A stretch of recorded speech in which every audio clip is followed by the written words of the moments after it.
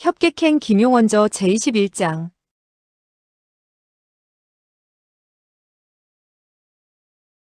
희미한 빛 속에 영감이 손과 발에 수갑과 고랑쇠를 찼을 뿐만 아니라 온몸이 쇠사슬로 꽁꽁 감겨서 두 거대한 돌기둥 사이에 묶여있는 것을 보고 마음이 아팠다.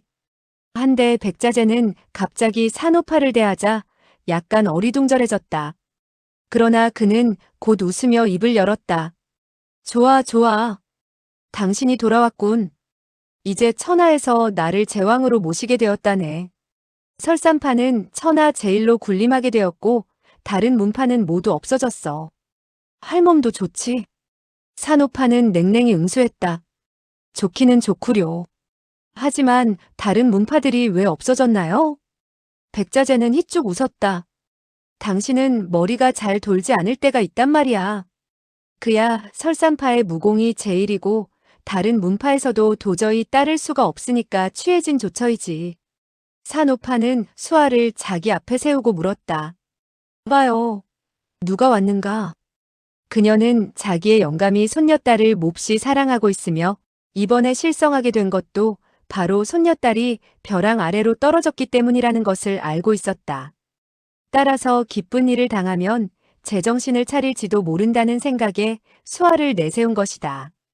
수아는 즉시 조부에게 위로의 말을 던졌다. 할아버지, 제가 돌아왔어요. 벼랑 아래로 떨어졌지만 할머니께서 구해주셨기 때문에 죽지 않고 살아 돌아왔어요. 백자재는 그녀를 물끄러미 바라보더니 입을 열었다. 잘 되었다. 너는 수아로구나. 죽지 않았다니 이 할아버지는 너무나 기쁘구나. 이 귀염둥이야. 너는 이 세상에서 누구의 무공이 으뜸가며 무림지존인 줄 아느냐? 수아는 나직이 대답했다. 할아버지가 무림지존이죠. 백자재는 껄껄 웃었다. 하하.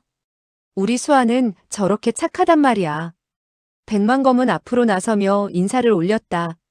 아버지, 자식이 늦게 돌아와 아버님이 고생을 하셨군요.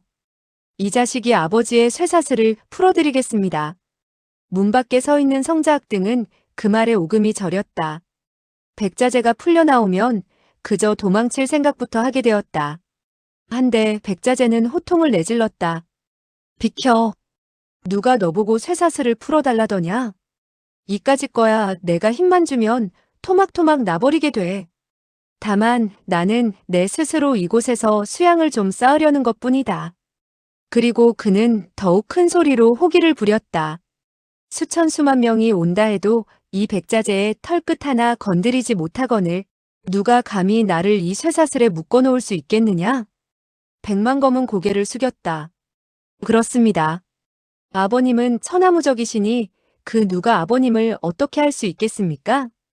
이제 어머니와 수아가 돌아왔으니 모두들 기뻐서 아버님을 모시고 술이나 한 잔씩 나누려고 하는 것입니다. 그리고 그는 열쇠를 들고 백자재의 수갑을 따려고 했다. 백자재는 노해 부르짖었다. 비키란 말이야. 재미있어서 이러는 것이지 이 쇠사슬을 끊지 못해 이러고 있는 줄 알아? 빨리 가서 내일이나 봐.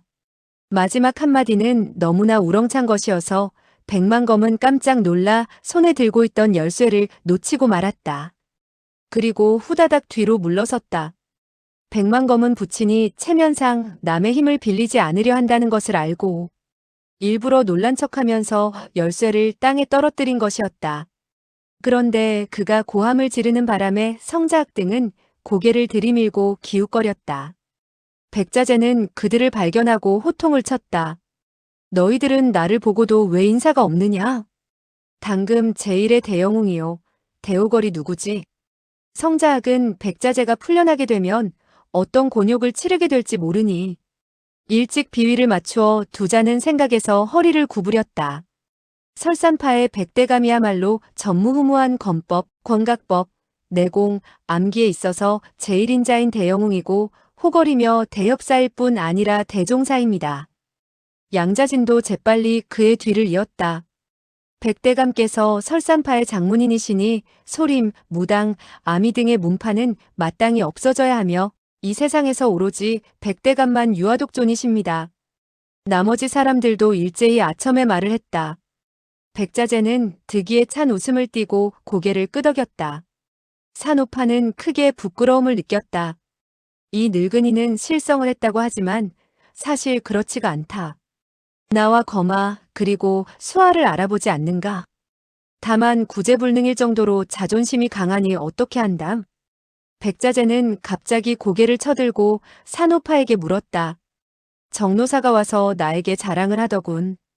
당신이 벽라산에 들어가서 며칠 묵었다고. 그게 사실인가? 산오파는 노해 부르짖었다. 당신은 실성도 하지 않았으면서 어째서 그 녀석의 터무니없는 말을 믿죠? 수아는 불쑥 입을 열었다. 그 정불사는 남의 몸이 편찮은 틈을 타서 할머니에게 벽라산으로 가자고 다그쳤어요. 하지만 할머니는 강물에 뛰어들어 자결을 했으면 했지 따라가지 않겠다고 하셨어요. 백자재는 미소를 띠고 말했다. 좋아, 좋아. 백자재의 부인이 어떻게 남의 욕됨을 감수하겠는가? 그래, 그 다음은 어떻게 되었지? 수아는 석파천을 가리켰다. 그 후 바로 이 오라버니가 다행히 손을 써서 정불사를 쫓아버릴 수 있었어요. 백자재는 석파천을 곁눈질했다. 서고관이 밟지 못해 석중옥이라는 사실을 알아보지 못했다. 그러나 그는 바로 조금 전 자기를 구해나가려던 젊은이라는 것을 알고 약간 호감을 느꼈다. 이 녀석의 재간은 그럴싸해. 나에게 비하면 훨씬 떨어지지만 정불사를 쫓는 데는 충분한 편이지. 산오파는 참을 수 없어 큰 소리로 부르짖었다. 무슨 큰 소리를 치는 것이에요? 설산파가 천하제일이라고 얼토당토 않는 소리 마시오. 이 애는 내가 친히 키운 제자예요. 나의 제자가 당신의 제자보다 재간이 뛰어날 테니 두고 보시오. 백자재는 소리내어 웃었다. 하하하, 무슨 터무니없는 소리. 당신에게 나를 이길 수 있는 재간이 무엇이 있겠소? 산오파는 핏대를 올렸다. 거마는 당신의 제자예요. 그 많은 제자 가운데 그놈의 무공이 가장 고강하지 않아요. 그리고 그녀는 백만검을 향해 다시 입을 열었다. 거마, 내가 너의 사부에게 말해라. 나의 제자가 강한지 아니면 내가 강한지를 말해보아라. 백만검은 대답했다. 그건. 그는 감히 부친이 두려워 부친의 비위를 거슬리는 말을 하지 못했다. 백자재는 웃으면서 말했다. 당신의 제자가 어찌 나의 제자와 적수가 되겠소. 그리고 그는 백만검을 향해 내뱉듯 말했다. 거마, 너의 애미가 또 터무니없는 말을 짓거리고 있는 거지. 백만검은 솔직한 사내였다. 이기면 이기고 지면 지는 것을 분명히 하는 사내였다. 석파천에게 졌는데 어찌 인정하지 않을 수 있겠는가? 제가 무능하여 저 녀석과 조금 전 싸운 결과 확실히 이기지 못했습니다. 백자재는 펄펄 뛸 듯이 날뛰며 전신에 차고 있는 쇠고랑을 마구 쨍그랑거리도록 흔들었다. 이런 터무니없는 일이 있을 수가 있단 말인가? 산오파는 그와 수십 년간 부부로 지낸 사이라 그의 생각을 십중팔구 짐작하고 있었다. 이 늙은 멍청이는 자기가 천하무적이라 생각하고 능소성에서 내로라 뽐내고 있었다. 그러다가 정불사에게 자극을 받자 반실성하게 되지 않았는가. 산오파는 이와 같은 생각과 더불어 마음의 병은 마음으로 고쳐야 한다는 생각을 떠올렸다. 강한 적수를 만나 그의 오만한 기운이 꺾이면 그와 같은 과대망상증이 치유될지 모른다는 생각이 들었다.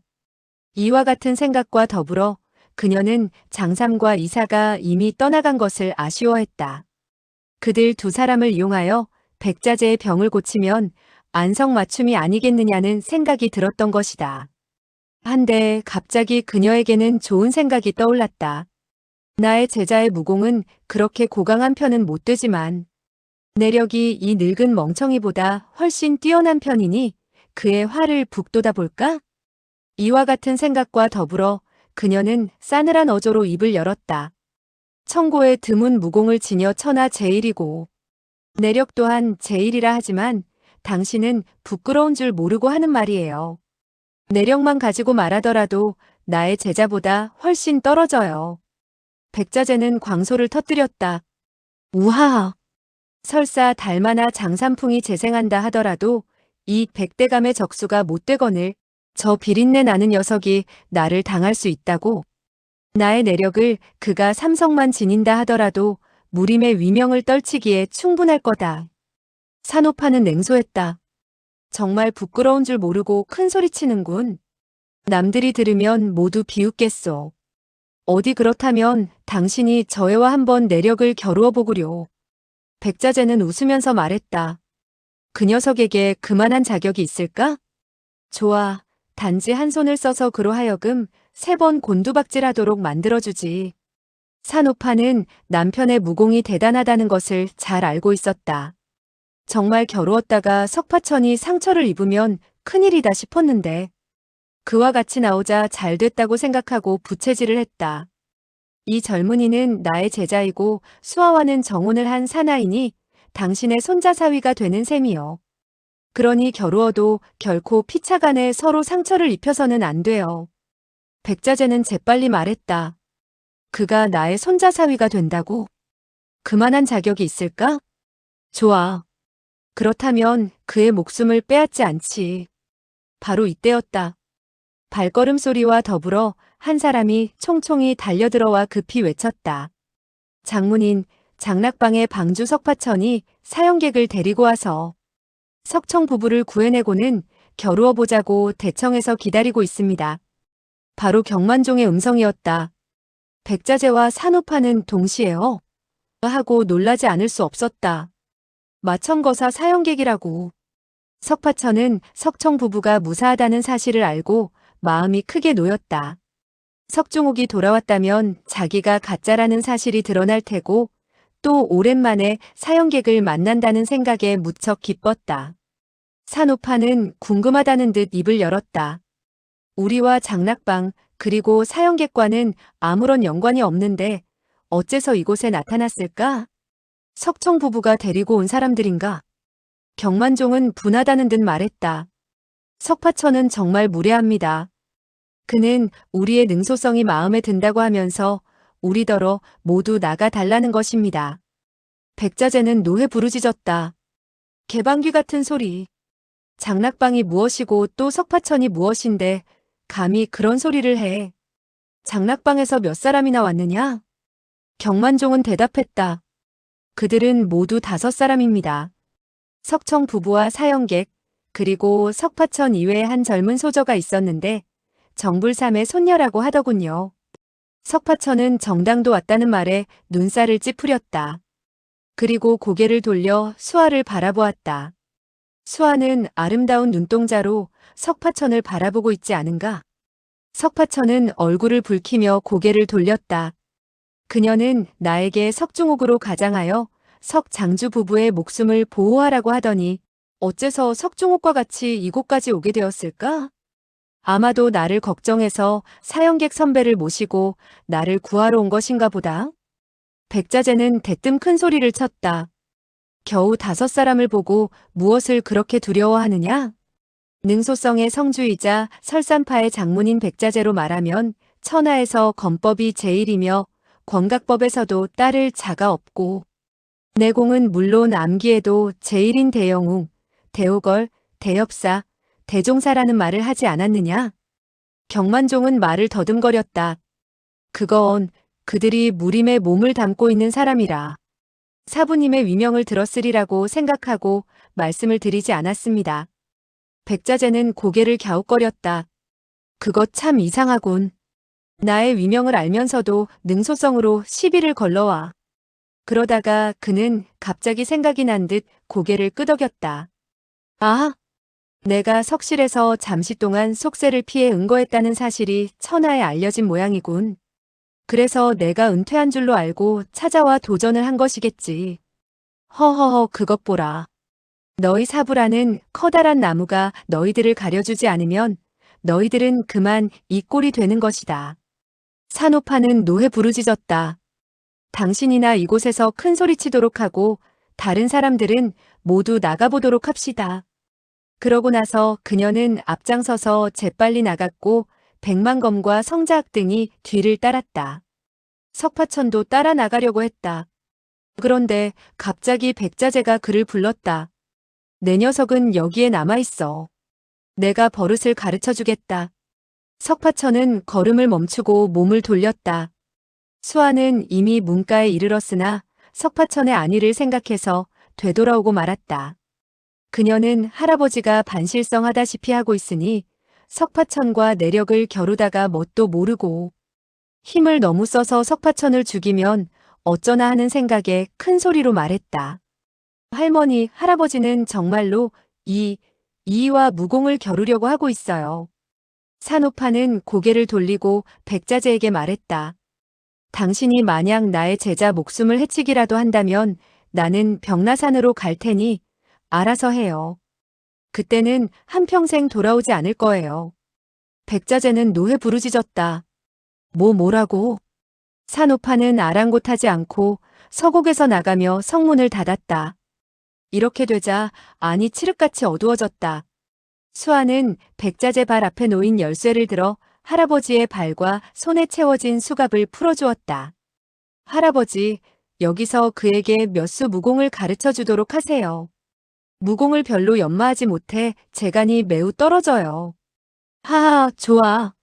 내가 몇 초 가르치기만 하면 그는 한평생 써먹고도 남게 될 것이다. 석파천은 그 말을 듣고 잘됐다고 생각했다. 백자재가 천하의 모든 무공에서 자기가 제일이라고 외치는 소리를 듣고 자기가 백자재를 이길 수 없을 판인데 무공을 가르쳐 주겠다니 영광스러운 일이라 재빨리 입을 열었다. 할아버지, 감사합니다. 백자재는 웃으며 말했다. 좋아. 내가 가장 간단한 재간을 가르쳐 주지. 좀 깊이 있는 것은 아마 아직 내가 터득하지 못할 것이다. 수아는 뒤로 물러가 서곡의 문을 열었다. 서곡 안은 다시 밝아졌다. 석파천은 갑자기 백자재가 몸을 똑바로 세우고 있는데 거의 자기보다 머리 하나가 더 클 정도로 위풍당당한 것을 보고 천신처럼 느껴졌다. 더욱더 그에 대한 존경과 두려움에 자기도 모르게 두 걸음 물러섰다. 백자재는 웃었다. 두려워하지 마라. 두려워하지 마. 이 할아버지는 너를 해치지 않는다. 자, 봐라. 내가 이렇게 손을 뻗쳐서 너의 뒷덜미를 잡고 힘을 주면 너는 곤두박질을. 그러면서 그는 오른손을 뻗쳤다. 아니나 다를까 그는 석파천의 뒷덜미를 움켜잡았다. 손놀림이 재빠르고 노린 부위가 기이할 정도로 묘해서 석파천은 피할 수가 없었다. 순간 석파천은 그의 힘이 엄청나게 크다는 것을 느꼈다. 한번 잡히게 되자 자기의 몸이 붕 떠오르는 것을 느끼고 급히 힘을 주어 자세를 가다듬었다. 동시에 그는 오른팔을 뻗쳐 그의 팔을 떨쳐내려고 했다. 백자재는 분명히 그의 뒷덜미 요혈을 잡고 기운을 주어들어 올리려고 했다. 아닌 게 아니라 석파천이 들리기는 했는데 다시 석파천이 아래로 떨어지면서 들어 올릴 수 없게 되었다. 동시에 오른팔이 그에게 밀리자 시큰거리고 아파오는지라 그만 손을 놓고 말았다. 이 녀석의 내력이 정말 뛰어나구나. 이번에 그는 왼손을 뻗쳐 그의 가슴팍을 움켜쥐고 그 바람으로 손을 떨치며 던져버리려고 했다. 그러나 석파천은 꿈쩍도 하지 않았다. 두 번째는 석파천이 이미 경계를 하고 있었던 것이다. 따라서 그는 한편으로 피하려고 했는데 끝내 그에게 잡히게 된 것이라 탄복하는 마음이 절로 우러나 천천히 입을 열었다. 할아버지는 정말 대단하시군요. 이 두 초만 하더라도 정불사 할아버지보다는 훨씬 뛰어납니다. 백자재는 본래 부끄러움을 느끼고 있었다. 그런데 자기가 정불사보다 뛰어나다는 말에 또 흐뭇해져서 말했다. 정불사가 어찌 나의 적수가 될 수 있겠느냐? 그러면서 그는 왼발을 들어 석파천의 다리를 걸고 밀었다. 그러나 석파천은 몸을 흔들었을 뿐 쓰러지지는 않았다. 백자재는 한 번 떨치고 한 번 움켜잡고 또 한 번 발로 거는 등 잇따라 3초를 펼친 것이었다. 이 3초는 신도비질 사면환이었다. 이는 그가 한평생 자랑해온 절기로서 조금 전에 말한 것처럼 보잘것없는 무공이 아니었다. 수십 년간 명성을 떨쳐온 영웅 호걸들이 그와 같이 잇따라 펼쳐지는 삼초에 나가떨어지곤 했던 것이다. 한데 지금 삼초를 펼치는데 성공은 했으나 석파천은 꿈쩍하지 않아 삼초가 모두 무위로 돌아가고 만 것이다. 그날 정씨 형제와 만나게 되었을 때 정불사와 산호파가 벽라산으로 가서 며칠 묵었다는 말을 듣고 백자재는 질투와 분노에 머리가 약간 돌게 되었는데 오늘 사랑스러운 처가 돌아온 것을 보고야 그 말이 거짓말이라는 것을 깨닫게 되었다. 거기다가 수아를 만나게 되자 그만 마음이 흐뭇해져서는 약간 돌았던 정신이 한결 되살아났던 것이다. 하지만 천하에서 무공이 제일이라는 자부심은 대단했다. 그런데 이제 연환삼초도 이 젊은이를 쓰러뜨리지 못하게 되자 그만 노기가 끓어올랐고 머리도 어지러워졌다. 휙하니 그는 석파천의 가슴팍을 향해 일장을 후려쳤다. 놀랍게도 그는 삼사성의 공력을 끌어올리고 있었다. 석파천은 그의 장세가 흉악하고 맹렬한 것을 보자 왼팔을 들어막는 동시에 재빨리 밀어냈다. 백자재는 왼쪽 주먹을 내질렀다. 석파천은 몸을 날려 피하려고 했으나 그만 기묘한 일권의 오른쪽 어깨를 퍽하니 얻어맞게 되었다. 수아는 놀라 부르짖었다. 아! 석파천은 그저 담담하게 말했다. 걱정하지 마시오. 별로 아프지 않소이다. 그 소리에 백자재는 노해 부르짖었다. 이 녀석 보라. 아무렇지 않다고? 한데 이 일권마저도 석파천은 슬쩍 손을 들어 막아버렸다. 백자재는 잇따라 4번 주먹을 내뻗었다. 4대의 주먹질 가운데 발길질도 섞여 있어서 그는 석파천의 왼쪽 허벅지를 한번 걷어차기도 했다. 수아는 두 사람이 갈수록 격렬하게 싸우고 백자재가 펼치는 권각법 가운데 석파천이 막아내는 것은 반밖에 되지 않으면서 태반이 얻어맞게 되는 것을 보고 처음에 매우 걱정을 했다. 할아버지, 손에 사정을 두세요. 그와 같이 연신 부르짖으며 석파천을 걱정했으나 석파천의 안색이 차분할 뿐 아니라 조금도 고통이 없는 듯한 표정에 약간 마음을 놓았다. 백자재는 석파천의 몸에 10여 차례나 주먹을 적중시켰다. 처음에는 처의 말을 듣고 삼사성의 공력밖에 쓰지 않았다. 혹시나 그에게 상처를 입힐까봐 두려웠던 것이다. 그런데 주먹으로 치든 손으로 때리든 간에 석파천은 몸을 흔들었을 뿐 아무렇지도 않게 견디어내는데 그만 약이 오르게 되었다. 따라서 차츰 주먹을 무겁게 쓰게 되었다. 하지만 진정 이상한 노릇이 아닌가. 백자재가 아무리 힘을 써도 상대방을 쓰러뜨릴 수 없었다. 그만 미칠 듯 울부짖으며 전신의 공력을 모조리 끌어올리게 되었다. 삽시간에 서고 가는 바람을 가르는 소리로 가득 차게 되고 돌기둥에 걸렸던 쇠사슬마저도 장력이 마구 소용돌이치는 바람에 쨍그랑거렸다. 수아는 숨쉬기조차 힘들 지경이었다. 몇 장밖에 서 있었으나 견딜 수 없어 바깥쪽으로 나가고 말았다. 할아버지가 강맹한 일장으로 석파천을 마구 때리는 것을 더 보고 있을 수 없어. 성문을 가만히 닫아주고는 두 손을 합장했다. 하늘이 보호하시어 두 사람의 이 싸움에서 어떤 불상사가 일어나지 않도록 해주십시오. 가장 좋은 것은 승패를 가리지 않고 끝나는 것입니다. 그런데 등에 기대고 있는 성문이 자꾸 흔들거렸다. 쇠사슬들이 서로 부딪히는 소리가 더욱더 커졌다. 수아는 머리가 약간 띵해졌다. 마치 발밑에 땅바닥이 흔들거리는 것 같았다. 얼마나 시간이 흘렀을까? 갑자기 성문은 더 흔들거리지 않고 쇠가 부딪히는 소리도 멈추었다. 수아는 성문에 귀를 기울였다. 서곡 안에서는 아무런 기척도 없었다. 너무나 조용해 조금 전 요란하게 싸울 때보다 더욱더 두려움이 엄습해왔다. 만약 할아버지가 이겼다면 반드시 의기양양해서 껄껄 웃었을 것이다. 그리고 만약 천오라버니가 이겼다면 문을 열고 나올 것인데 어찌하여 아무런 기척도 없을까? 혹시 한 사람은 중상을 입고 한 사람은 힘이 모조리 빠져 몸을 움직이지 못하는 것이 아닐까? 그녀는 전신을 부르르 떨었다. 천천히 성문을 열고 한참 동안 눈을 감고 보지 못했다. 눈을 떴다가 처참하게 뒹굴어져 있는 두 사람을 발견하게 될까봐 두려웠던 것이다. 한참 후에 그녀는 겨우 눈을 떴다. 석파천과 백자재 두 사람은 땅바닥에 앉아 있었는데 백자재는 두 눈을 꼭 감고 있었고 석파천은 얼굴에 미소를 띠고 수아를 바라보는 것이 아닌가. 석파천은 오른손을 내밀어 백자재의 등심에 갖다 대고 있었는데 알고 보니 진기로 상처가 치유되도록 돕고 있는 것이었다. 수아는 다정한 음성으로 물었다. 할아버지께서 상처를 입으셨나요? 석파천은 고개를 저었다. 상처는 입지 않았소. 다만 한 모금의 진기를 제대로 돌리지 못한 것인데 잠시 후면 낫게 되오. 수아는 오른손으로 가슴을 쓸어내리며 말했다. 천지신명에게 감사드립니다. 그런데 갑자기 백자재가 벌떡 몸을 일으켰다. 뭐라고? 한 가닥 진기가 제대로 유통되지 않았다고? 난 그런 일이 없다.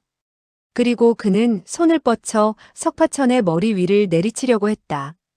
한데 갑자기 그는 손바닥이 견딜 수 없을 정도로 아프다는 것을 느꼈다. 손바닥을 펼쳐보았다. 이게 웬일일까? 손바닥은 둥근 공처럼 부어올랐으며 붉다 못해 자주색으로 변해 있지 않는가? 이와 같은 손으로 석파천을 내려쳤다가는 자기의 손이 짓이겨질 것 같았다. 그는 일순 어리둥절해졌으나 그 이유를 알았다. 진정 이 녀석의 내공력은 불가사의하구나. 수십 초나 되는 권장법으로 후려쳤으나 오히려 반탄력에 튕기듯 밀려나게 되었을 뿐만 아니라 내 손이 이 지경이 되다니. 동시에 자기의 권장이 석파천의 몸을 후려치게 되었을 때 마치 석벽을 치는 듯한 충격이 있었던 것을 기억해냈다. 그리고 두 발도 수백 수천의 바늘이 끊임없이 찌르는 듯 따끔거렸다. 자기의 발도 오히려 상대방의 반탄력에 상처를 입었다는 것을 깨달았다.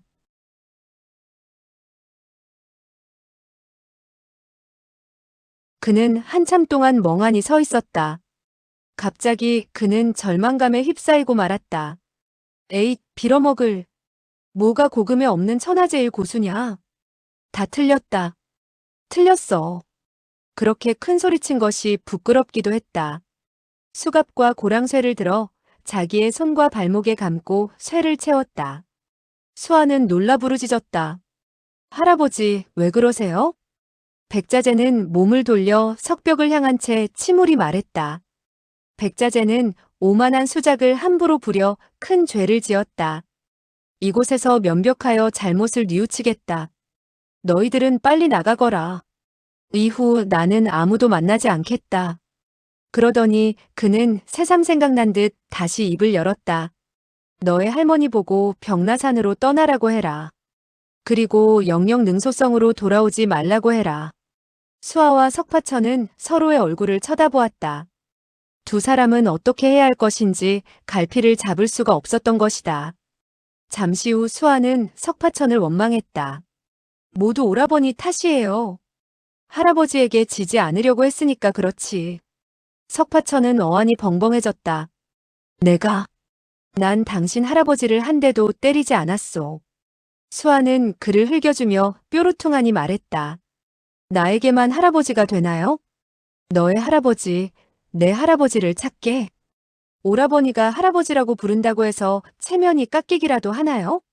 석파천은 속으로 흐뭇하게 받아들이고 백자재를 향해 나직이 불렀다. 할아버지. 백자재는 손을 흔들었다. 빨리 가. 너는 나보다 강해. 내가 너의 손자이고 내가 나의 할아버지다.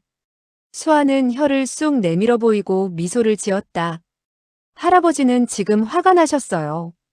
우리 빨리 할머니에게 알려요. 두 사람은 서곡을 나와 대청을 향했다. 석파천은 걸음을 옮기며 입을 열었다. 사람들마다 나를 보기만 하면 석중옥이라 하고 석장주 부부도 분간하지 못하는데 수아는 어떻게 알아보았소? 수아는 얼굴이 새빨개졌다. 그러나 삽시간에 그녀는 얼굴이 창백해졌고 옮겨놓던 걸음마저도 멈추었다. 이때 두 사람은 화원 사이에 난 오솔길에 들어서 있었는데 수아는 몸을 흔들하더니 옆에 서 있는 백매화 나무를 붙잡고 몸을 지탱했다. 그녀의 안색은 백매화 꽃잎처럼 창백했다. 잠시 정신을 가다듬는 듯 여유를 두더니 입을 열었다.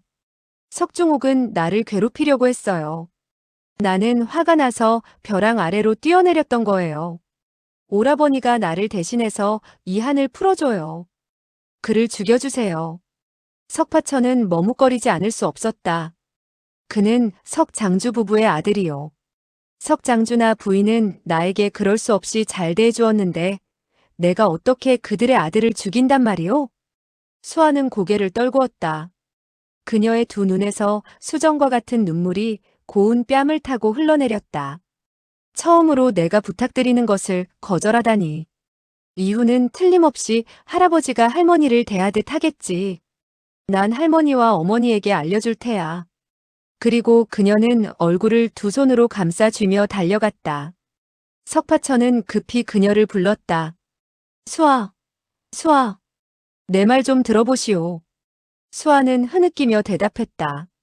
그를 죽이지 않으면 영원히 당신을 상대하지 않을 테니 두고 보세요. 그리고 그녀는 쪼르르 대청 안으로 들어갔다. 석파천은 따라 들어갔다. 대청에는 검광이 번쩍이는 가운데 네 사람이 한참 격렬한 싸움을 벌이고 있었다.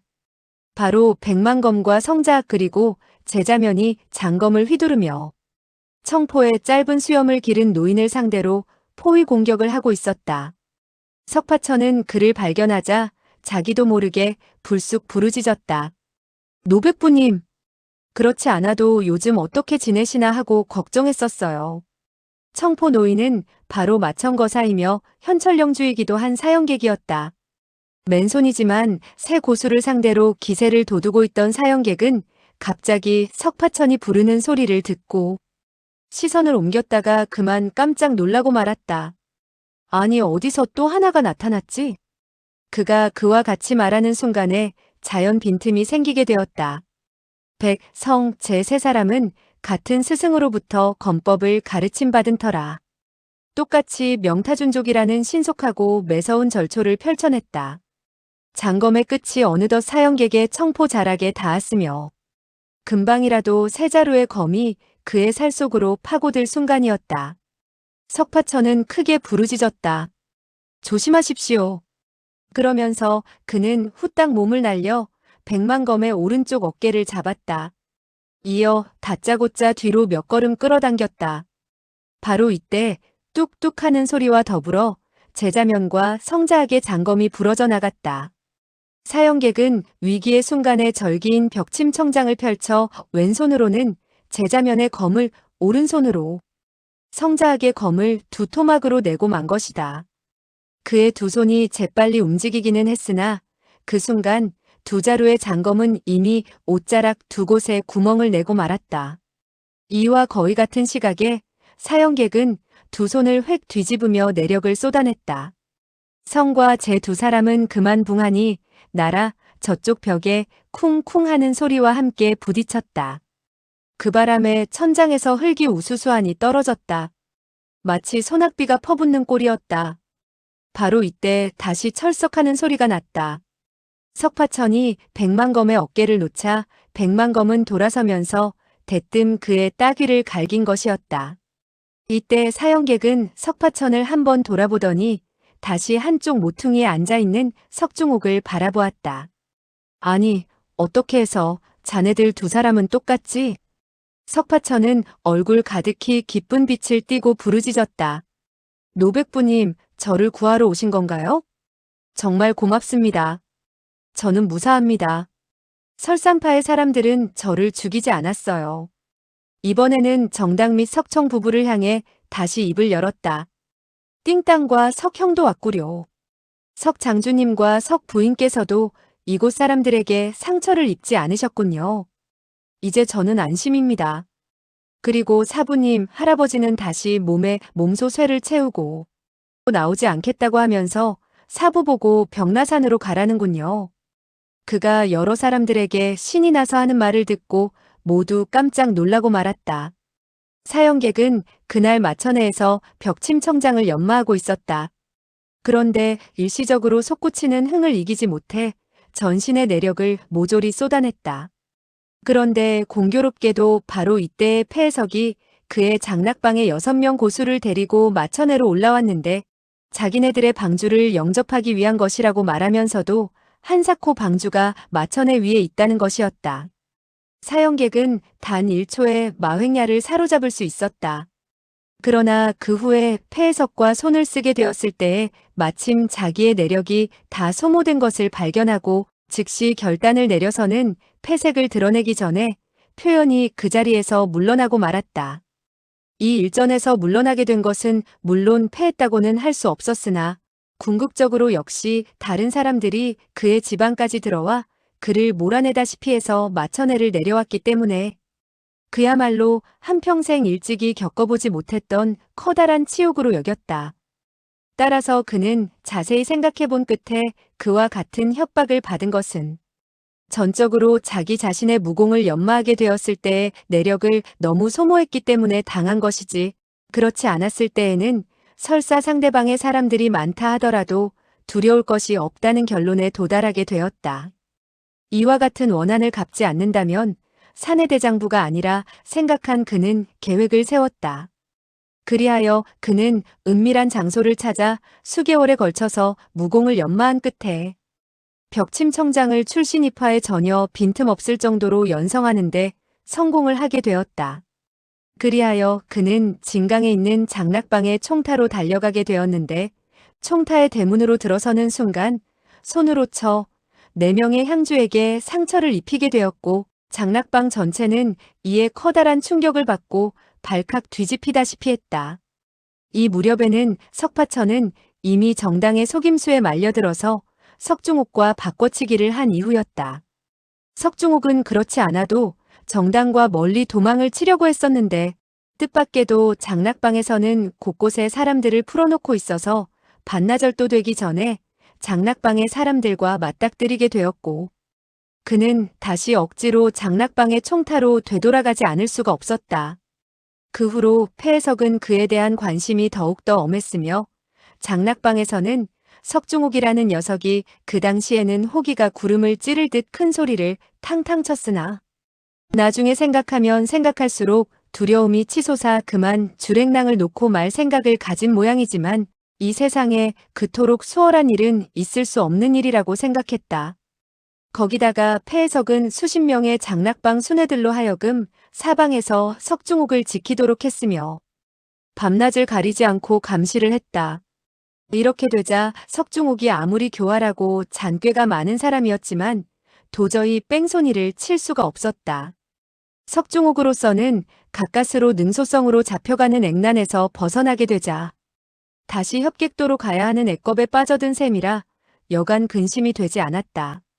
그는 정당과 여러 차례 상의를 한 끝에 두 사람은 협객도에 물론 어떠한 일이 있어도 가지 않기로 했으나 총타에서 도망치는 것도 어렵기 때문에 오직 협객도로 가는 도중의 방법을 강구해서 빠져나가는 수밖에 없다고 단정하기에 이르렀다. 그리고 잠시 동안 석파천으로 가장하는 수밖에 없다고 생각을 한 것이었다. 사실 그는 여간 눈치가 빠르지 않고 영악하기 이를 데 없는 사람이었다. 따라서 방의 아래 위 사람들 모두와 낯이 익었고 또 각자의 성격을 완전히 파악하다시피 하고 있었기 때문에 석파천으로 가장을 하는 데 있어서 조금도 남의 의심을 받지 않았으며 석파천이 그를 가장했을 때보다 100배나 더 수월히 일을 해내었다. 하지만 그는 역시 마음속으로 꿍꿍이가 있었기 때문에 그전처럼 그토록 거드름을 피우는 방주 노릇을 할 수 없었다. 그저 매일같이 방 안에 몸을 숨기고서 정당과 얽혀 돌아갈 뿐이었다. 그리고 그 누가 방 안의 큰일에 대해서 질문을 해오면 그는 그저 그러냐고 했을 뿐 어떤 조치를 취하거나 방법을 강구하지도 않았다. 장락방의 사람들은 그가 협객도로 가주기만을 바라는 마음이라 그가 다른 일에 대해서 상관하지 않는 것을 오히려 좋아하게 되고 정이 그들대로 일을 추진시킬 수가 있었다. 폐해석은 그날 마천회로 올라가 석파천을 영접해 오기는 했으나 일장으로 사형객을 떠나도록 한 사실에 대해서 그야말로 은근히 걱정이 되지 않은 것은 아니었다. 그러나 그는 사형객의 장법이 정교하기는 했으나 내력이 평범해서 무림에서 누리고 있는 커다란 명성과는 퍽이나 부합되지 않는다고 느꼈을 뿐 그렇게 신경을 쓰지 않았다. 그 이후에 석파천이 석중옥이 아니라는 사실을 발견하게 되었고 그렇게 됨으로써 오히려 무단히 무림의 한 고수에게 죄를 짓게 된 셈이라고 속으로 약간 미안한 감을 느꼈으나 동패의 초청에 응할 날짜가 이미 코앞에 닥쳐 있고 방에서는 그 일에 책임을 지고 나서는 사람이 있어야 했기 때문에 석파천이 음양의 내력이 소용돌이치는 바람에 충격을 받고 인사불성이 되었을 때에 석파천의 몸에다가 수작을 부려놓았다. 알고 보면 석중옥이 그날 폐해석의 지시하에 방주가 되었지만 며칠 되지 않아 즉시 도망을 쳤다가 폐해석에게 잡혀오게 되었는데 그 즉시 폐해석은 석중옥을 발가벗겨서는 며칠 동안 감금을 함으로써 그가 다시 도망치기 어렵도록 조처를 한 적이 있었다. 그 후에 석중옥이 끝내 재차 도망을 치는데 성공을 했지만 그의 몸에 있는 각처의 상처 자국이나 흉터 같은 것은 폐해석이 이미 모조리 눈여겨보고 기억해두게 되었다. 폐 의원은 결코 진짜 의원이 아니었다. 다만 오랫동안 병을 앓다 보니 의술이 착실히 고명해진 그런 사람이었다.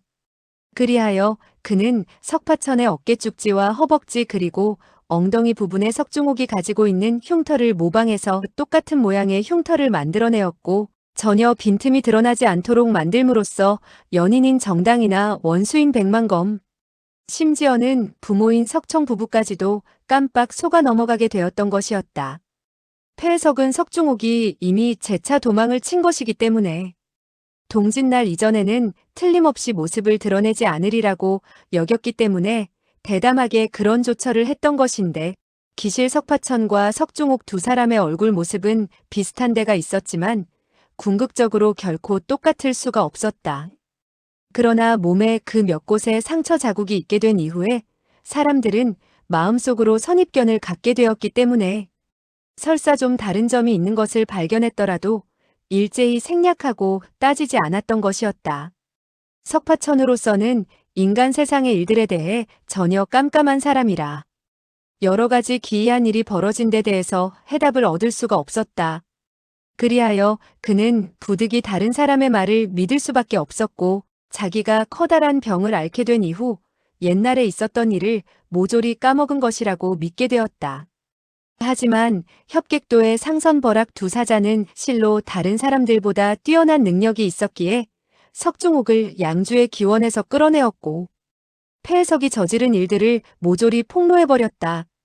물론 석파천이 방주 자리에 앉을 것을 약속함으로써 장락방이 애겁을 당하는 것은 면할 수 있었으나 폐해석으로서는 전혀 체면이 서지 않는 일이라 깊이 집안에 틀어박혀 나오지 않았으며 감히 방주와 만나는 것을 피했다.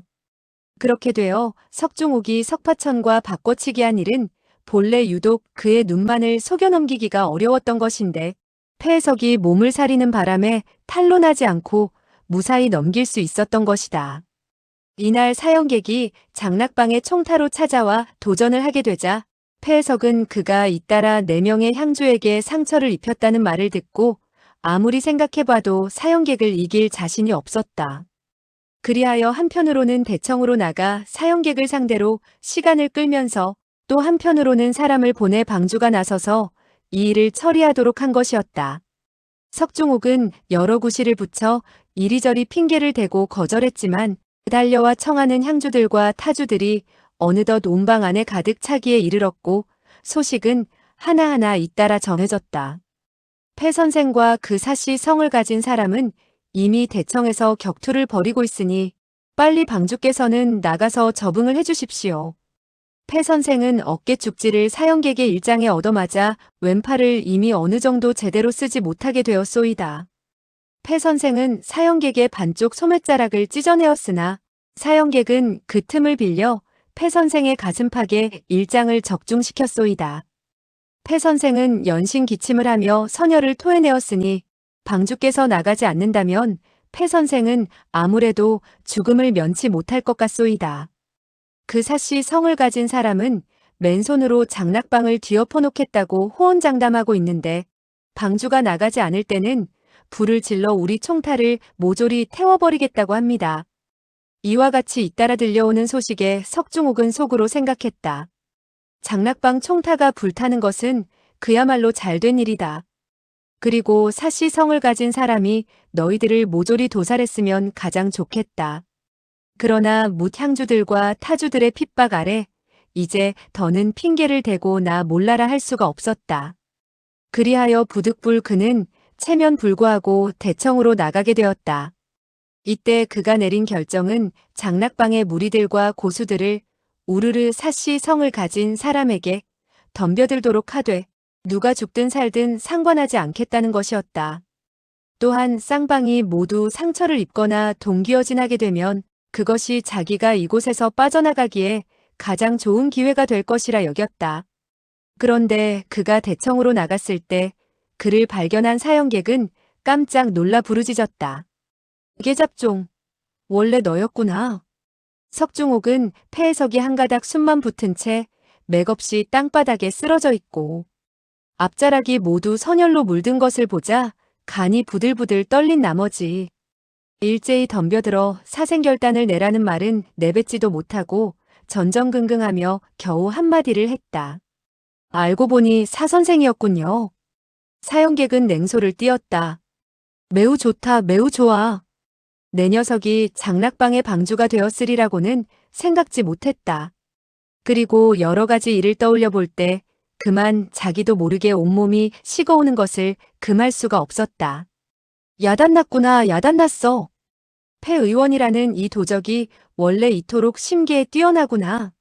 내가 과거 무겁게 서약한 바 현철령을 받은 사람이 어떠한 명령이든 요구하는 바를 반드시 처리해 주어야 한다는 사실은 세상이 다 아는 일이다. 그는 내가 이미 계잡종의 손에서 현철령을 받았다는 사실을 알고 마천에로 올라와 그를 데리고 가 꼭두각시 방주로 삼았구나. 그 의도는 나로 하여금 장락방의 호령을 듣게 하려는 것이겠지. 사형개가 너는 한때는 총명해도 한때는 멍청했구나. 오늘은 그만 스스로 그물에 뛰어드는 꼴이 되었으니 이제 남이 칼과 도마라면 나는 물고기 신세에 불과하겠구나. 사람이란 어떤 한 가지 사실에 연연하게 되면 어떠한 상황에서도 자기도 모르게 그 일과 연관시키기 마련이다. 탈주범이 탈옥했을 때는 온 세상 포교들이 자기를 잡으려 하는 줄 알고 죄 지은 자는 모든 사람이 자기를 의심하지 않을까 생각하는 법이다. 사형객 또한 현철령에 얽힌 맹세를 끝내지 못했다는 사실에 매몰되어 있었기에 생각할수록 두려움을 느꼈고 폐해석이 무서운 기관 장치를 매복해 두었으리라 짐작했다. 그는 두 눈을 들어 똑바로 석중옥을 바라보며 그가 내릴 어려운 명령을 조용히 기다렸다. 만약 저 녀석이 나보고 두 손을 스스로 잘라 폐인으로 만들라고 하면 어찌해야 할까? 그 생각이 들자 그의 두 손은 자기도 모르게 미세하게 떨려왔다. 당장 몸을 돌려 도망쳐 다시는 계잡종을 대하지 않는다면 문제를 피할 수 있겠지만 그렇게 되면 강호에서 그의 이름은 사라질 것이요. 옛날에 했던 악독한 맹세가 훗날 되돌아올 때는 스스로 두 손을 자르는 것보다 100배는 참혹하리라는 점이 염려되었다. 한편 석중옥 역시 마음속으로 여간 두려운 것이 아니었다. 그는 사형객의 안색이 기괴한 것을 보고 그가 살수를 펼치려는 것이 아닌가 하는 공포에 사로잡혀 있었다. 그리하여 두 사람은 서로 쳐다보기만 했는데 그 짧은 침묵이 마치 며칠처럼 느껴질 정도로 초조했다. 마침내 사형객이 날카로운 어조로 입을 열었다. 좋다. 너의 손에서 내가 현철령을 받아간 것이다. 내가 너를 위해 무슨 일을 해야 할 것인지 빨리 말해라. 이 사모는 한평생 강호를 주름잡아 온 만큼 아무리 엄청나고 어려운 일이라 하더라도 대수롭게 여기지 않는 사람이다. 석중옥은 그 말을 듣자 어리둥절해졌다. 그는 사형객이 현철령을 돌려받게 된 일에 대해 약간 들은 바가 있었다. 순간 머리를 굴린 그는 사형객이 사람을 잘못 알아보고 있다는 것을 깨달았다. 사형객이 어떤 어려운 문제든 처리해주겠다고 하니 그에게는 그야말로 굴러들어온 호박이었다. 사형객은 그의 얼굴에 놀람과 기쁨 그리고 두려움이 교차하는 것을 보고 다시 입을 열었다. 이 사모는 현철령을 얻은 사람에게는 결코 손가락 하나 대지 않겠다고 공언했는데 무엇이 두려우냐? 계잡종, 내가 아직 죽지 않은 것을 보니 정말 명줄이 끈질기구나. 너의 그 여명공은 어느 정도로 연마했느냐? 사형객은 계잡종이 게으름을 피워 무공을 연마하지 않았으리라 생각했다. 그렇지 않았다면 체내의 음기와 양기가 충돌해 벌써 오장육부가 상해 죽었을 것이라 보았기 때문이다. 석중옥은 그가 자기를 계잡종이라 부르는 것을 그저 욕설이라 생각했고 여명공이 무엇인지도 몰랐기에 왈가왈부하지 않고 빙긋이 웃으며 속으로 결정을 내렸다. 그 멍청이가 능소성에 들어가 진상을 밝히면 백자재와 백만검 등이 가만히 있지 않을 것이다. 틀림없이 나를 찾아와 시비를 걸 것이고 나는 강호에서 발붙일 곳이 없게 되겠지. 그런데 천만다행으로 이런 기회가 왔으니 사형객으로 하여금 이번 일을 해결하게 하는 게 좋지 않겠는가. 설산파의 실력은 장락방과 막상막하인데 사형객이 홀로 장락방을 뒤엎을 정도라면 설산파 역시 다시 회복할 수 없는 처지로 몰아넣을 수 있을 것이다. 생각을 마친 석중옥이 즉시 입을 열었다. 사 선생께서 하신 말씀에 책임을 지시려는 정신은 실로 존경스럽고 감탄에 마지 않습니다. 제가 부탁드릴 일이 남들이 듣기에는 놀라운 일이겠으나 선생의 천하제일 무공으로 볼 때 그것은 누워서 떡 먹기일 것입니다. 사형객은 그 말을 듣고 석중옥이 자신을 해치려는 명령을 하지는 않을 것 같아 안도하며 크게 기뻐 물었다. 너는 나보고 무슨 일을 처리하라는 것이냐? 그러면서도 한 구석에는 여전히 불안함이 있었다. 그래서 석중옥의 말투가 예전의 계잡종과는 달리 의젓하고 세련되어진 것을 미처 눈치채지 못했다. 석중옥은 담담하게 말했다. 당돌아오나 사 선생께 청하건대 능소성으로 가셔서 설산파 사람들을 모조리 죽여주십시오. 사형객은 섬뜩해졌다. 설산파는 무림의 명문대파이고 위덕선생 백자재는 명성이 자자한 고수인데 그 일파를 모조리 주사라는 것은 결코 수월한 일이 아니었다. 그러나 이미 제의를 받은 이상 거절할 수 없었고 차라리 설산파를 제거하고 나면 더는 현철령으로 인한 속박 없이 한평생 자유롭게 살 수 있으리라는 생각에 즉시 대답했다. 좋아. 내 이대로 그곳으로 달려가도록 하지. 사형객이 몸을 돌려 떠나려 하자 석중옥이 그를 불러 세웠다. 사 선생, 잠깐만 기다리십시오. 왜 그러느냐? 사형객은 계잡종이 설산파 주사를 요구한 것이 폐해석의 계략이라 짐작했다. 장락방과 설산파 사이에 어떤 원한이 있는지 몰라도 자기 손을 빌려 상대를 없애려는 것이라 판단한 것이다. 석중옥이 천천히 입을 열었다. 사 선생, 제가 같이 가겠습니다. 사 선생이 이번 일을 완수하는 것을 직접 곁에서 지켜보렵니다. 그는 사형객의 응낙을 받아내자 이것이야말로 일거양득으로 장락방에서 벗어날 수 있는 절호의 기회임을 깨달은 것이었다. 사형객은 현철령을 가진 한 사람을 위해 일을 처리하기로 맹세했으므로 석중옥이 동행하겠다는 제안을 거절하기 어려워 결국 승낙했다. 좋다. 나와 함께 가도록 하자꾸나.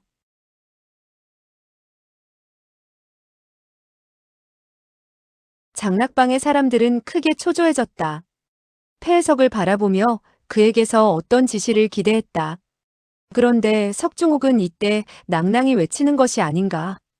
본좌는 이미 협객도의 초청에 응하기로 약속을 한 바가 있으니 아무리 큰 책임이라 하더라도 내 혼자서 짊어지게 될 것이요.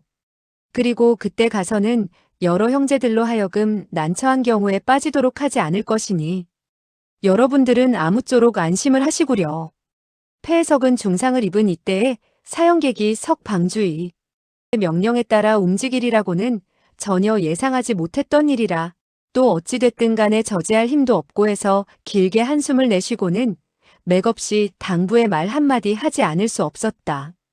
방주 가시는 길에서 몸 보중하시기를 바라며 속하 가 전송하지 못함을 어흠 용서하시오.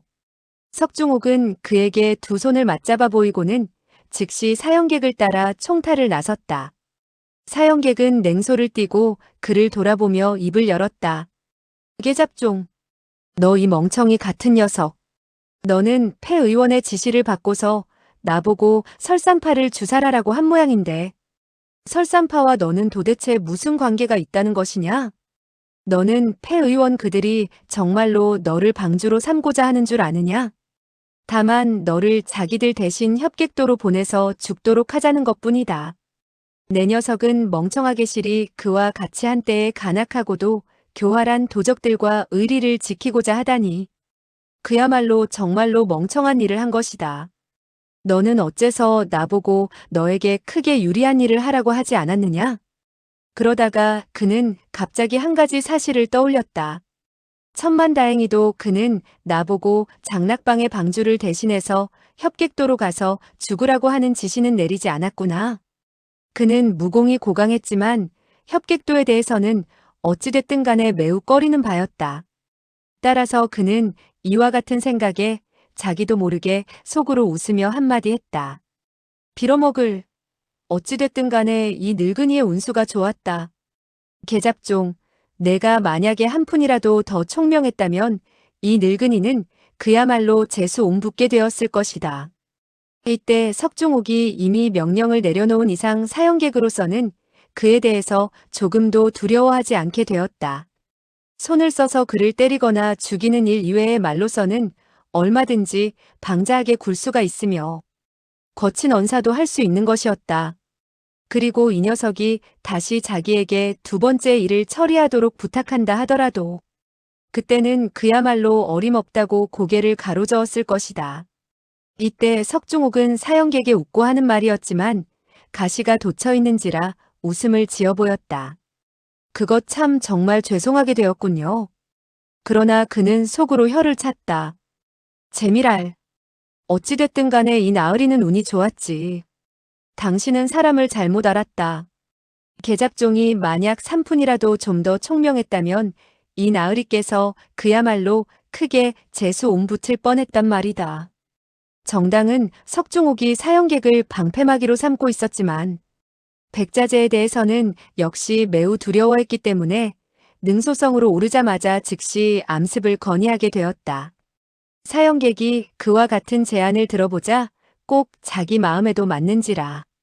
즉시 세 사람은 몰래 능소성으로 숨어 들어가게 되었다.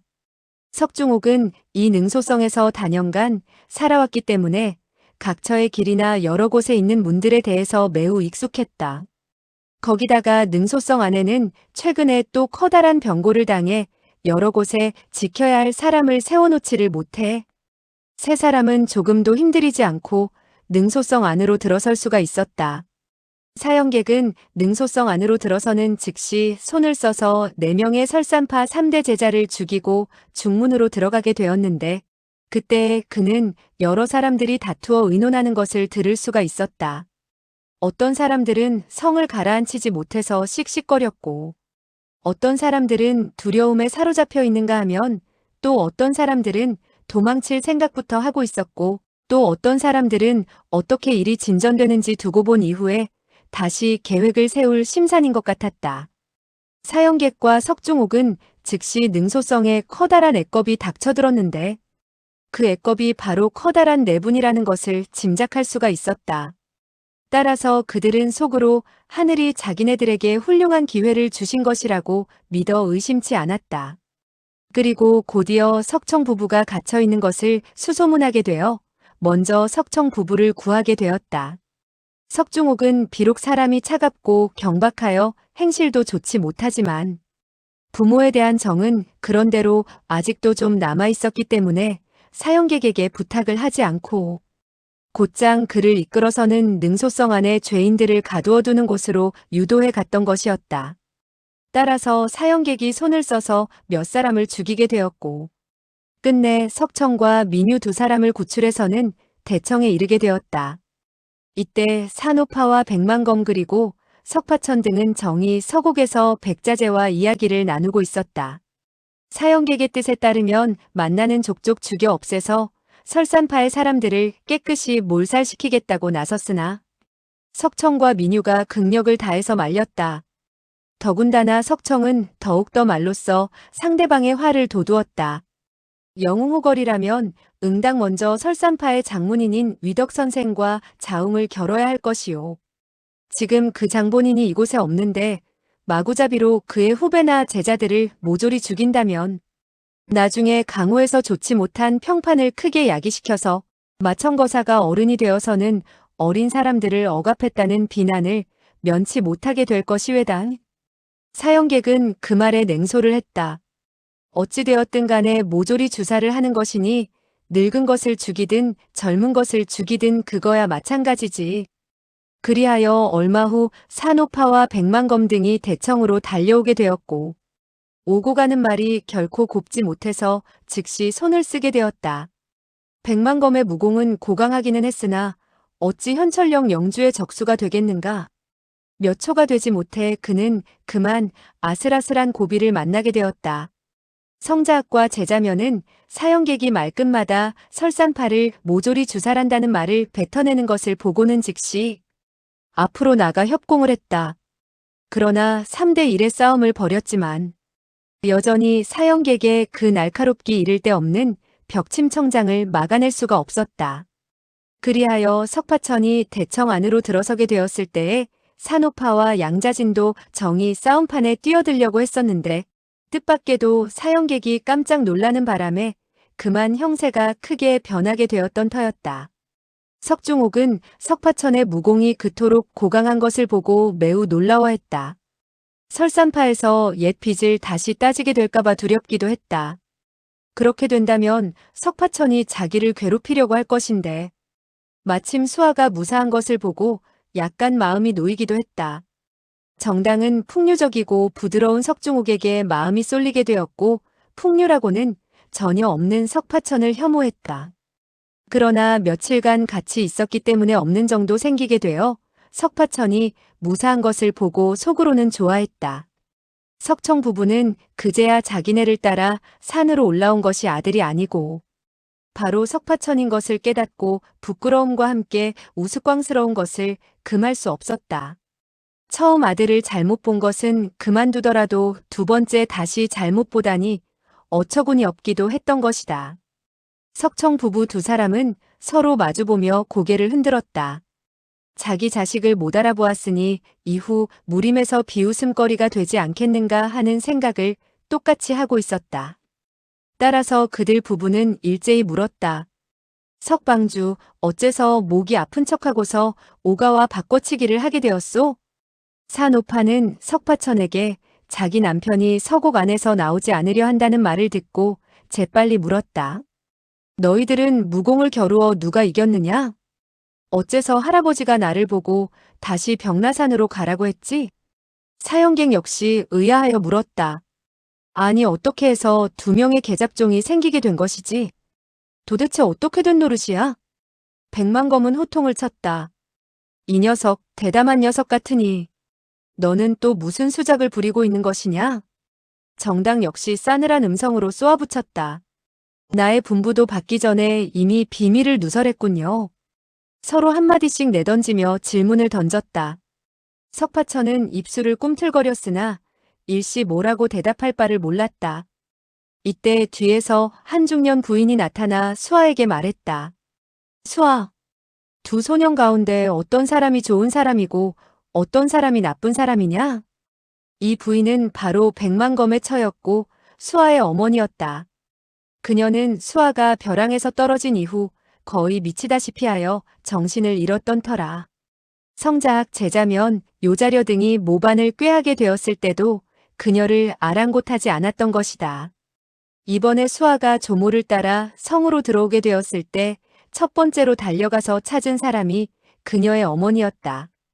그녀의 어머니는 사랑하는 딸을 보자 대뜸 그만 정신을 차리게 되었고 이때 그와 같은 질문을 하게 된 것이었다. 산호파는 큰 소리로 부르짖었다. 그 누구도 그렇게 묻지 마라. 하나하나씩 물어야지. 이와 같이 시끌벅적하게 물으면 누구의 말에 대답해야 될 바를 모르지 않겠느냐? 무사람들은 그와 같은 말을 듣자 조용해졌다. 사형객은 싸늘히 코웃음치며 더 말하지 않았다. 산호파는 차분한 어조로 물었다. 먼저 나에게 대답을 해보아라. 너의 할아버지와 내가 겨루어 누가 이겼느냐? 설산파의 사람들은 일제히 석파천을 바라보았다. 마음속으로 모두 걱정하지 않을 수 없었다.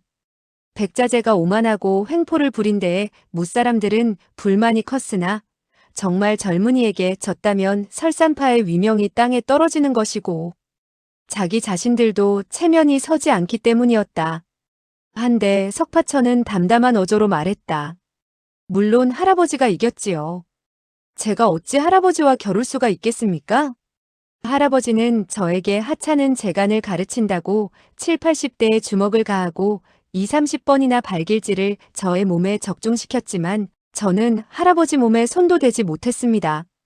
백만검 등은 길게 한숨을 내쉬고 안심을 했다.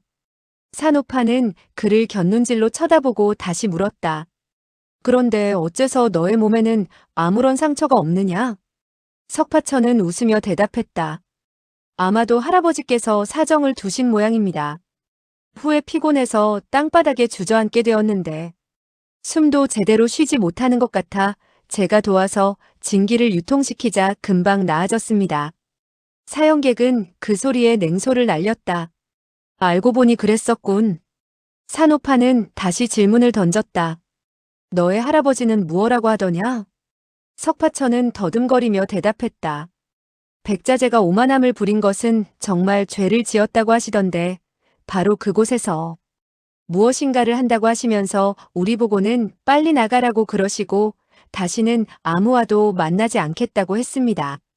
그리고 할머니께서는 벽나산으로 가셔서 영원히 능소성으로 돌아오지 말라고 하셨습니다.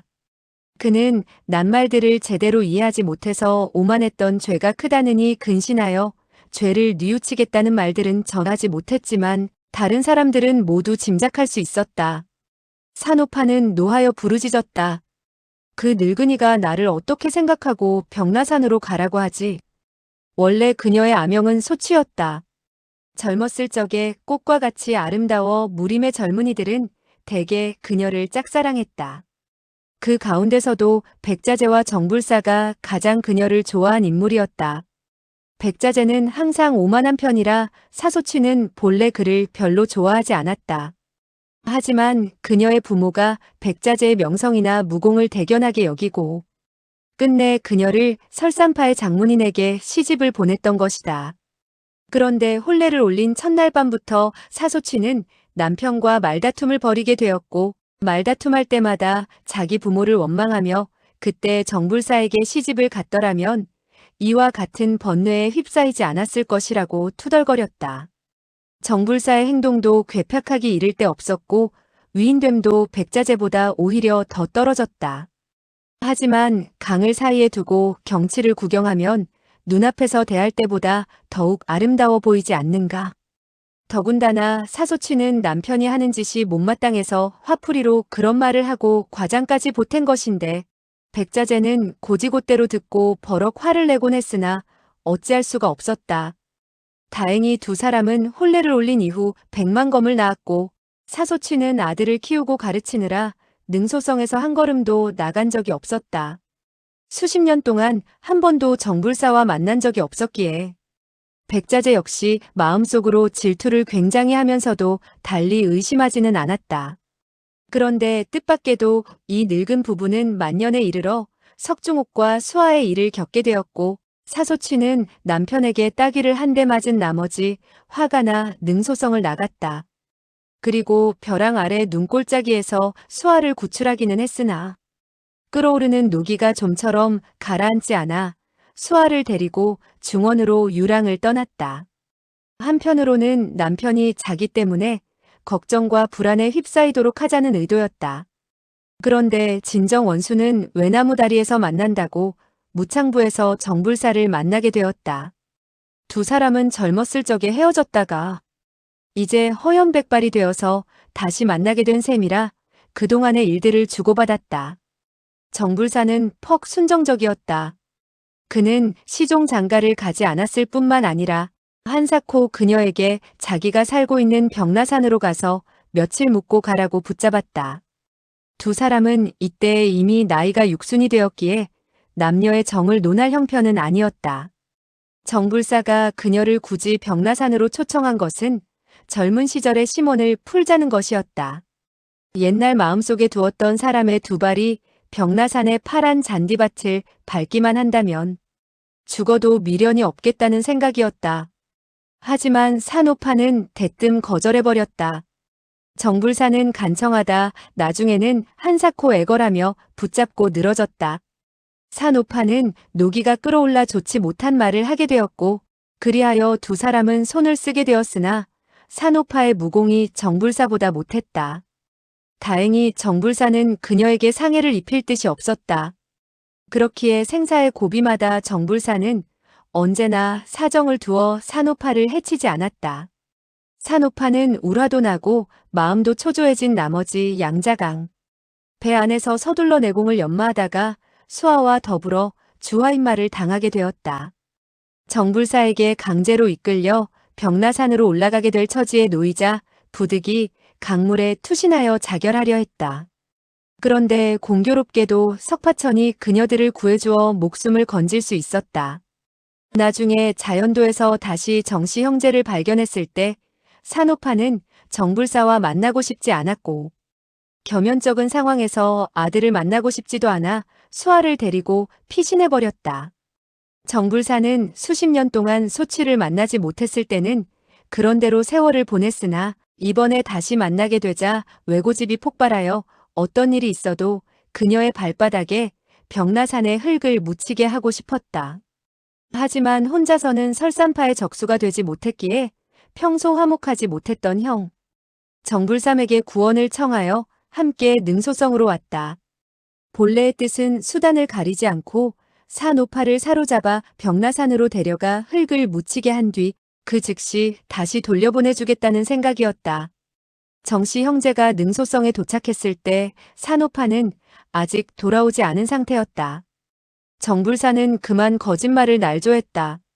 산오파가 벽나산으로 가서 이별의 정을 오랫동안 주고받았다는 것이었다. 그는 사소취를 아내로 맞지 못한 한풀이로 기회만 있으면 연적에 화를 돋우려 그런 말을 했다. 백자재는 처음엔 믿지 않으려 했으나 정불사가 묘사하는 산오파의 최근 모습과 말투가 실제와 너무 부합하여 믿지 않을 수가 없었다. 결국 두 사람은 말이 거칠어지다 사제에서 손을 쓰게 되었다. 정불사는 백자재에게 일장을 얻어맞고 중상을 입었으나 형의 도움으로 성을 떠났다. 하지만 이 일로 백자재는 더욱 울화가 치밀어 광기를 부리며 큰 풍파를 일으켰던 것이다. 산오파는 성으로 돌아온 후 남편의 광경을 보고 속으로 깊이 후회했다. 남편이 실성한 원인의 반은 자기로 인함이라 생각했기 때문이다. 그런데 이제 남편으로부터 벽나산으로 가서 영원히 돌아오지 말라는 말을 듣자 가슴이 아팠다. 서곡에서 근신하며 죄를 뉘우치겠다는 남편의 말에 그녀는 스스로 결심했다. 우리 두 사람은 부부로 맺어진 이상 늙어서 헤어질 수는 없지 않은가. 그가 서곡 안에서 자책감에 빠져 회개의 삶을 보낸다면 나도 그 서곡 안에서 그가 죽을 때까지 곁을 지키다가 함께 눈을 감을 것이다. 그런데 갑자기 또 다른 생각이 떠올랐다. 바로 석파천에 대한 것이었다.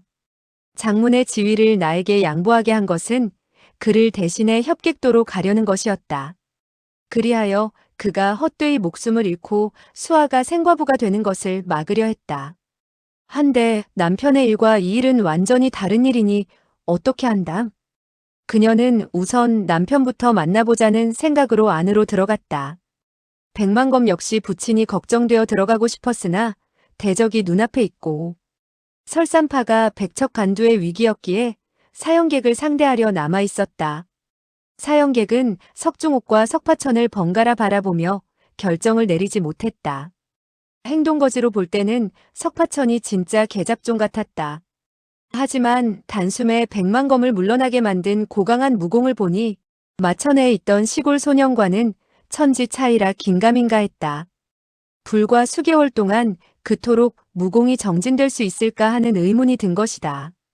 벼랑간 그는 얼굴에 푸른 기운을 띠고 벼락 같은 호통을 내질렀다. 너희 두 녀석 가운데 도대체 어느 쪽이 계잡종이냐? 호통 소리에 천장의 흙이 우수수 떨어졌다. 석중옥은 계잡종이 석파천의 이름인 줄 모르고 그저 사형객이 대노하여 욕을 하는 것이라 생각했다. 계책이 탈로 난 모양이지만 억지를 써야겠다고 생각하며 입을 열었다. 나는 아니요. 저 녀석이야말로 계잡종입니다. 사형객은 그를 노려보며 냉소를 흘렸다. 흐흐흐, 너는 정말 계잡종이 아니냐? 석중옥은 그 시선에 전신의 솜털이 곤두서는 것을 느끼고 재빨리 말했다. 나는 아니외다. 사형객은 다시 석파천을 향해 물었다. 그럼 내가 계잡종이냐? 석파천은 고개를 끄덕였다. 그렇습니다, 노백부님. 가르쳐주신 무공을 연마하고 있었는데 갑자기 전신이 더워졌다가 얼음같이 차가워지는 고통을 견디지 못하고 정신을 잃었습니다. 깨어나 보니 잇따라 이상한 사건들이 들이닥치더군요. 그는 빙그레 웃으며 다시 입을 열었다. 노백부님, 그동안 안녕하셨습니까? 그 누가 밥을 지어드렸는지요? 때로는 노백부님을 생각하며 밥해줄 사람이 없어 고생하시겠다고 걱정했었습니다. 그의 눈에는 진심 어린 걱정이 가득했다. 사형객은 더는 의심할 수 없었다.